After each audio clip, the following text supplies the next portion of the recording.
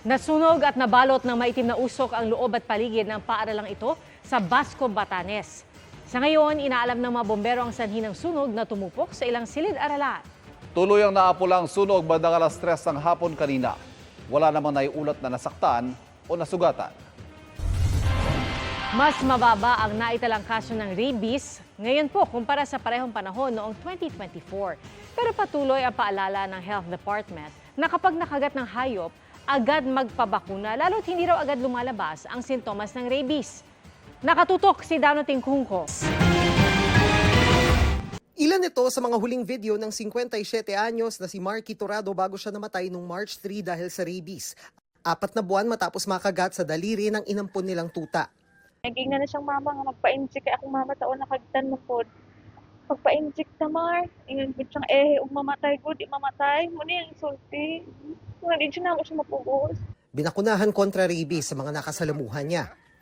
Si Nicole 2 beses nang pinabakunahan kontra rabies ang 2 taong gulang niyang anak. Una nung Abril nang makalmot ng tuta ang palad ng anak. Bago po namin siya napabakunahan is nilagnat na po siya.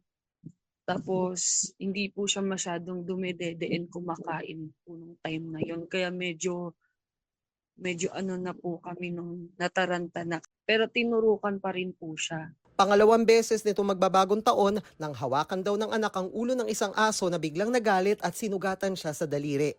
Nagpaturok po kami kinabukasan. Mas maigi na po yung aware po ako sa nangyayari ngayon. Kaysa po sa antahin ko pong magkarabis pa yung anak.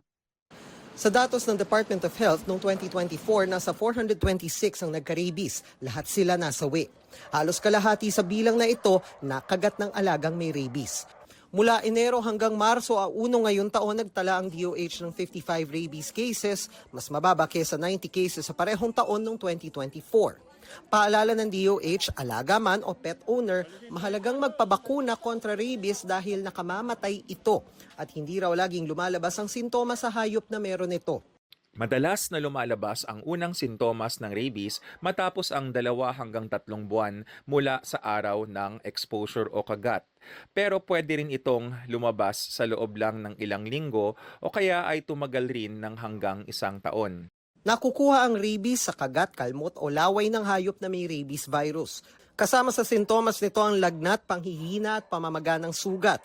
Kung lumala, pwedeng humantong sa phobia sa tubig at hangin, pagkalito at pagkaparalisa. Sakaling makagat, hugasan agad ang sugat gamit ang sabon at running water at tumakbo sa pinakamalapit na health center, emergency room o animal bite center.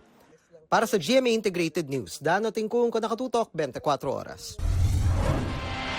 Dalawang weather systems ang nagpapaulan ngayong araw sa iba't ibang bahagi ng bansa. Ayon sa Pag-asa, nagpapaulan ngayong araw ang Northeast Monsoon o Amihan sa Batanes, Cagayan at Isabela. Pati na rin sa Cordillera, Ilocos Region at natitirang bahagi ng Cagayan Valley. Easterly naman ang magdadala ng maulap na panahon na may kasamang pag-ulan ngayong araw sa ilang lugar sa Bicol Region at BARMM, pati na rin sa Northern Samar.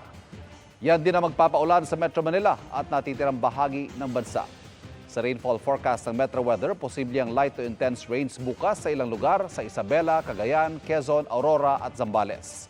Light to intense rains din ang posibleng maranasan sa ilang lugar sa Visayas at malaking bahagi ng Mindanao. Posible ring umulan bukas sa Metro Manila.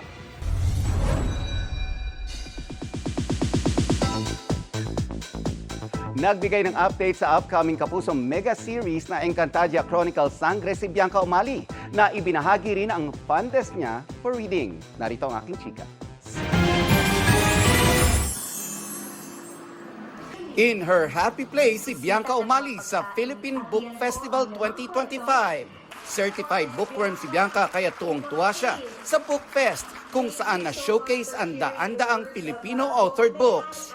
Libro ang masasabi kong luho ko sa buhay. And to be here and to see my fellow readers and critics also, nakaka-excite to know what their interests are and also to have the chance to read in front of them. Binasa ni Bianca ang Simigoy ang Batang Tausug, ang kauna-unahang children's book tungkol sa mga pagkain ng mga kababayan nating Tausug. Nagkaroon din ng cooking demonstration para mas maipakilala ang Tausug delicacies. Malapit daw ito sa puso ni Bianca dahil napamahal daw sa kanya ang ganda ng Mindanao mula nang gumanap siya bilang isang badyaw sa Kapuso series na Sahaya.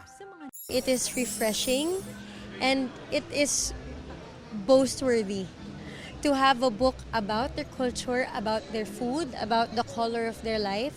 Hindi naman makontain ni Bianca ang kanyang excitement dahil palapit na ng palapit ang airing ng kanilang mega series na Encantadia Chronicles Sangre. Hahangaan at mamahalin daw ng viewers ang kanyang role bilang Tera. Hindi ako makapaghintay na maintindihan nila na, kaya pala ito yung panahon na ginugol para sa Sangre kasi ito yung itsura niya. Ito yung effort ng dugo at pawis ng mga tao na bumubuo ng Sangre. Pumanaw na sa edad na 74 ang veteranang aktres na si Delia Razon. Yan ang malungkot na balitang ibinahagi online ng kanyang apo na si Kapuso actress Carla Abellana. Kahapon pumanaw si Razon pero wala pang detalye sa dahilan ng pagpanaw at funeral details. Si Razon o Lucy May Reyes sa totoong buhay ay isa sa mga kilalang aktres na naging pillar of Philippine cinema. Ilan sa kanyang mga naging pelikula ay Rodrigo de Villa at Mutya ng Pasig.